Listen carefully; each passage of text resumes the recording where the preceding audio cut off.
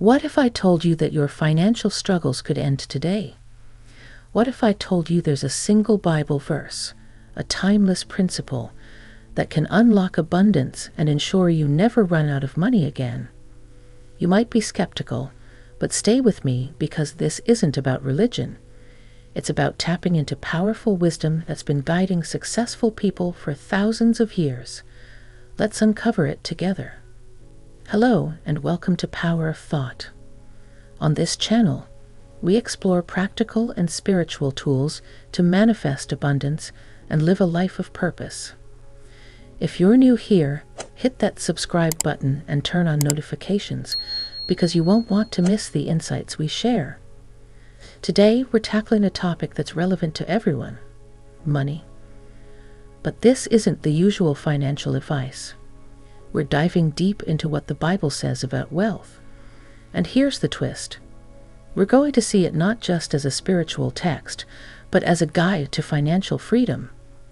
If you're tired of feeling stuck, stressed, or overwhelmed by your finances, this video is for you. By the end, you'll understand how biblical principles can transform your relationship with money and set you on a path to abundance. Years ago, I was in a tough spot financially.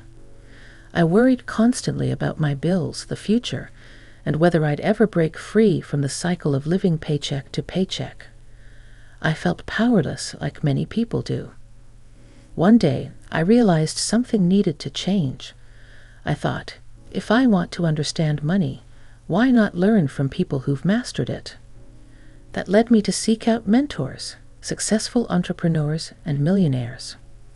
What surprised me most was that many of these mentors turned to the Bible, not as a religious text, but as a source of wisdom.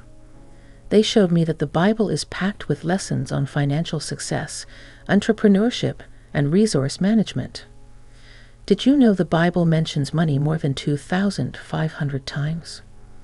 That's more than it talks about prayer and faith combined. Why? Because managing resources wisely is fundamental to living a balanced, impactful life. Think about it. Money touches almost every aspect of our lives. It determines how we live, what opportunities we can pursue, and how we can help others. The Bible recognizes this and provides clear guidance on how to handle money effectively. Here's the key.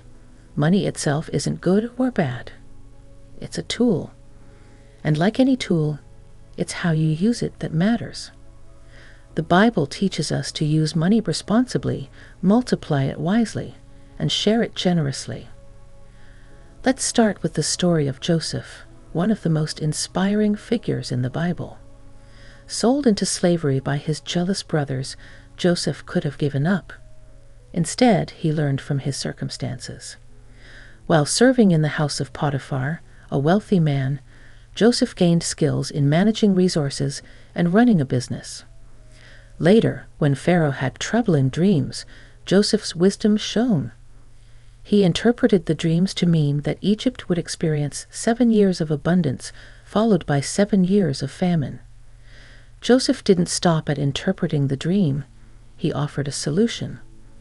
He advised Pharaoh to save surplus grain during the good years to prepare for the bad ones. When famine struck, Egypt not only survived but prospered, thanks to Joseph's plan. This story teaches us to save during good times. When resources are plentiful, don't waste them. Plan for the future. Invest wisely. Joseph used the surplus grain as leverage to gain wealth for Pharaoh. Similarly, we should use our resources to create opportunities for growth. Be resourceful. Joseph's ability to adapt and learn turned his hardships into opportunities for greatness. Another story where David started as a shepherd, the lowest job in society.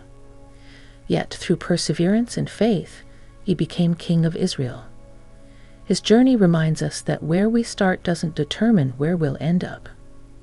David's son Solomon, however, took financial wisdom to another level. Known as the richest and wisest man in the Bible, Solomon's teachings about wealth are still relevant today. He famously said, "Don't work for someone else. They'll take the best years of your youth and all your money. This highlights the importance of entrepreneurship and managing your own resources.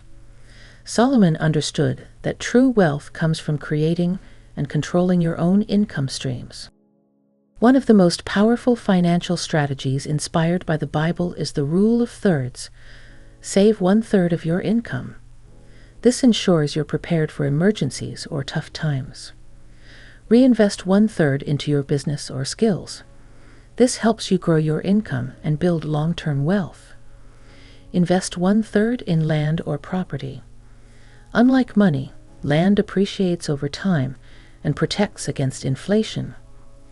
This principle has been practiced for generations, particularly in the Jewish community.